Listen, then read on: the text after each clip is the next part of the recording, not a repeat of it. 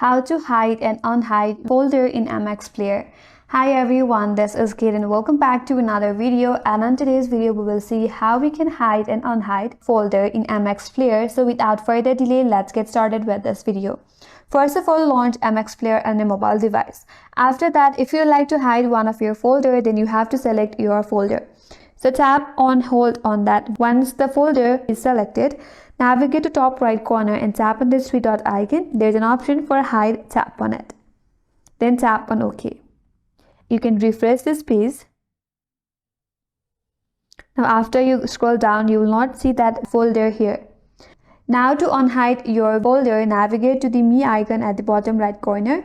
Once you're here, tap on Settings. Under Settings, tap on List. Here scroll down a bit. Then tap on Folders.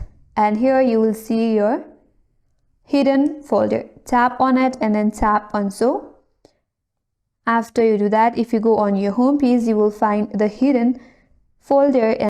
And that's all for today's video. Hope this video was helpful, and if you are new to our channel, consider subscribing. Thanks for watching and stay tuned for more videos.